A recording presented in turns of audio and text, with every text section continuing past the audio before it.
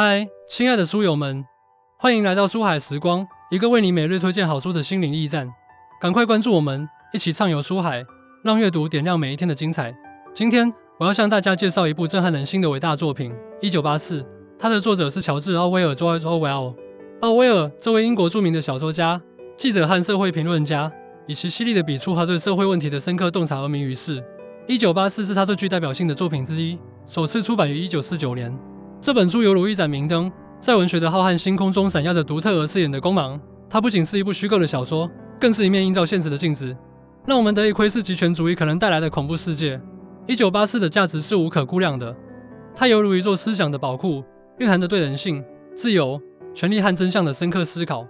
在当今这个看似自由民主的社会中，我们或许会认为书中所描绘的极权世界离我们遥不可及，但事实上，它所揭示的许多问题依然具有强烈的现实意义。它让我们意识到自由的珍贵是如此脆弱，权力的滥用可以轻易地侵蚀我们的思想和灵魂。这本书能够彻底颠覆我们看待世界的方式，让我们对周围的环境、政府的权利以及自身的自由产生全新的认识。它就像一颗思想的种子，一旦种下，就会生根发芽，促使我们不断反思、不断追问：我们所生活的世界真的如我们所看到的那样吗？我们的自由是否真的坚不可摧？在开始深入探讨这本书之前，我想先问大家一个问题：如果有一天你的生活被一个无处不在的老大哥监视着，你的思想被严格控制，甚至连你的记忆都可以被随意篡改，你会怎么办？这个问题看似荒诞，但在1984的世界里，却是再正常不过的日常。著名作家王小波曾说过，1984是一部令人感到窒息的伟大作品，它让我看到了极权主义的恐怖，也让我更加珍惜自由的价值。王小波的话语无疑为我们理解这本书提供了一个独特的视角，让我们更加迫切地想要走进那个被奥威尔构建的令人胆寒的世界。一极权主义的恐怖统治，无处不在的老大哥。在1984中，老大哥是大洋国的领袖，他虽然从未真正露面，但他的画像和标语却无处不在。老大哥代表着极权主义的最高权力，他的眼睛仿佛时刻注视着每一个人，人们的一举一动、一言一行都在他的监控之下。整个社会被一个庞大的官僚体系所控制，这个体系通过各种手段来维持其统治，包括思想警察、无处不在的窃听器、电幕等。人们的隐私被完全剥夺，思想被严格禁锢，任何对党的质疑和反抗都会遭到残酷的镇压。这种极权主义的统治模式基于对权力的绝对渴望和对人性的极度不信任。统治阶层深知，要维持其统治，就必须控制人们的思想和行动。他们通过制造恐惧、篡改历史、操纵语言等手段，来塑造一个符合他们利益的虚假现实。在这个过程中，权力成为了唯一的真理。统治阶层为了巩固权力，不惜一切代价打压异己，消灭任何可能威胁到他们统治的因素。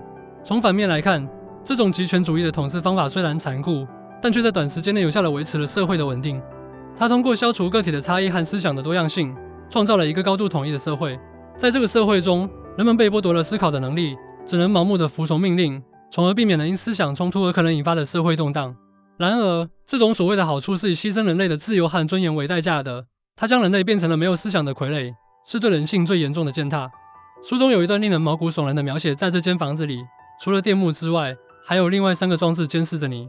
一个是话筒，嵌在右边的墙壁上；一个是电幕，还有一个是装在电灯上的一个看不见的窃听器。这段话生动地展现了人们所处环境的恐怖，每一个角落都充满了监视，让人无处可逃。还有一个经典的案例是温斯顿的同事帕森斯，他因为在睡梦中说了反党的话而被自己的女儿举报，最终被逮捕。这种人与人之间的相互监视和背叛，更是将极权主义的恐怖渲染得淋漓尽致。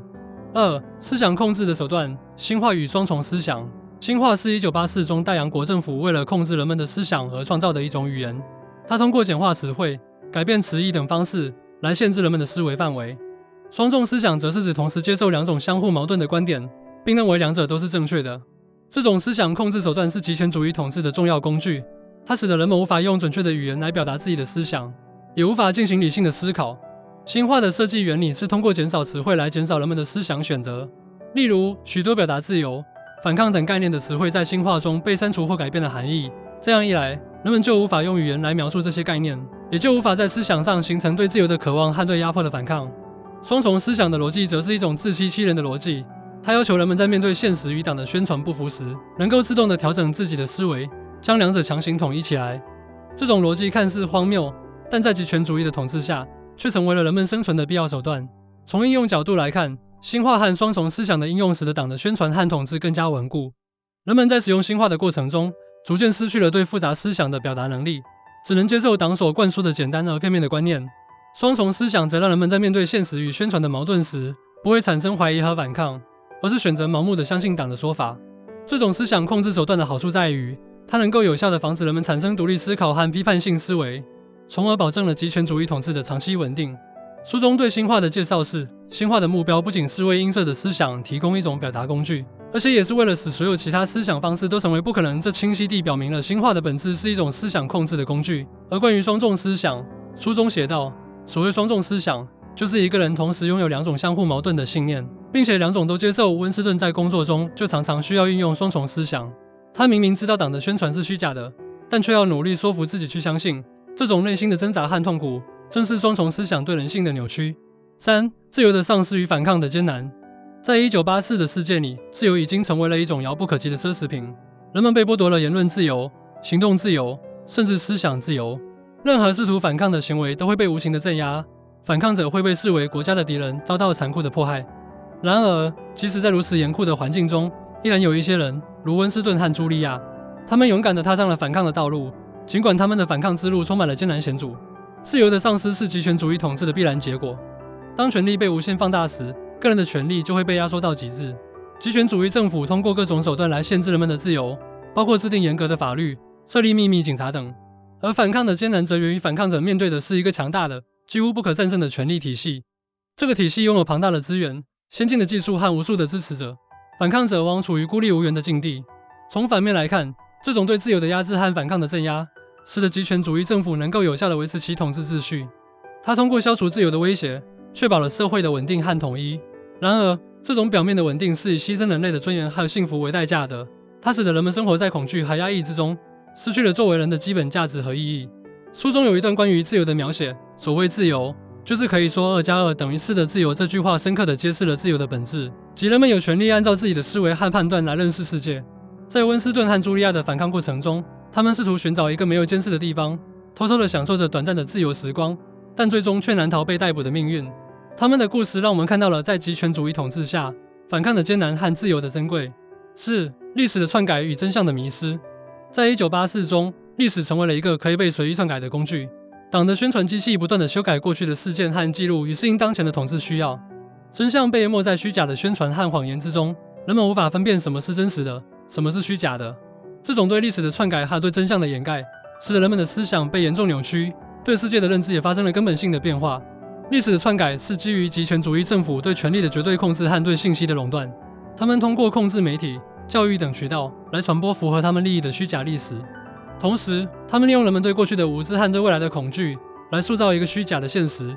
真相的迷失则是由于人们缺乏独立思考的能力和获取真实信息的途径。在极权主义统治下，人们只能依赖党的宣传来了解世界，而党的宣传往往是虚假的、片面的。从反面来看，这种对历史的篡改和对真相的掩盖，使得极权主义政府能够有效地控制人们的思想和行为。它通过塑造一个虚假的过去，来引导人们的行为和思维，从而达到巩固统治的目的。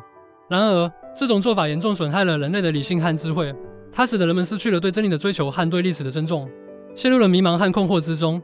书中对历史篡改的描写是，有真理就有非真理，如果你坚持真理，哪怕全世界都不同意你，你也没有发疯。这句话强调了真理的重要性，也暗示了在极权主义统治下，真理的难以寻觅。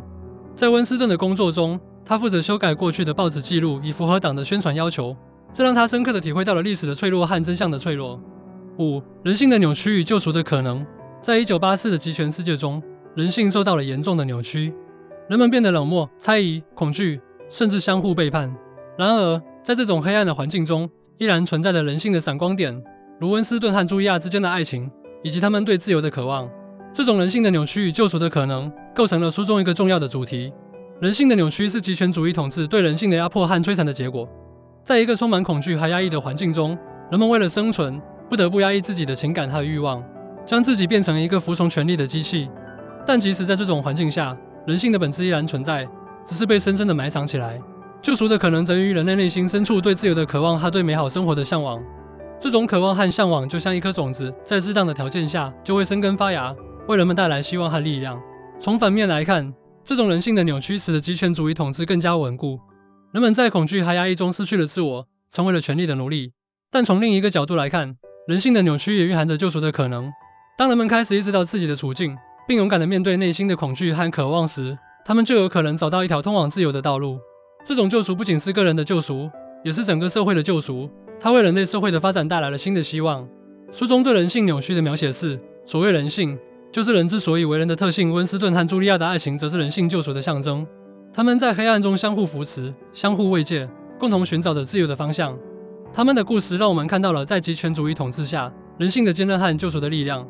1984是一部具有深刻内涵和强大影响力的伟大作品，它通过对极权主义统治的描绘，揭示了自由、权利、真相和人性的复杂关系。这本书的核心价值在于它让我们看到了极权主义的恐怖，也让我们更加珍惜自由的价值。它提醒我们要时刻保持警惕，捍卫我们的自由和权利，防止权力的滥用和思想的控制。亲爱的读者们，我们生活在一个充满挑战和机遇的时代。虽然我们所处的环境与1984中的世界有所不同，但书中所揭示的问题依然具有强烈的现实意义。我们应该认真阅读这本书，从中汲取智慧和力量。我们要学会独立思考，不盲目相信权威，要勇敢地追求真理，不畏惧困难和挑战。要珍惜我们的自由，不让它被轻易地剥夺。让我们把书中的理念融入到我们的生活中，成为我们行动的指南。生命诚可贵，爱情价更高，若为自由故，二者皆可抛。匈牙利诗人裴多菲的这句诗在1984的事件里得到了淋漓尽致的体现。在当今社会，我们也应该有这样的信念，为了自由，为了真理，为了我们心中的理想，勇敢地前行。不要让恐惧和压抑束缚住我们的手脚，不要让虚假的宣传和谎言蒙蔽我们的双眼。让我们行动起来，用我们的智慧和勇气去创造一个更加美好的未来。总之，1984是一本值得每一个人认真阅读和思考的书。它是一面镜子，让我们看清了极权主义的真面目。它是一盏明灯，为我们指引着通往自由的道路。希望大家都能走进这本书的世界，去感受它的魅力，去领悟它的真谛。让我们一起为了自由，为了真理，为了人类的未来而努力奋斗。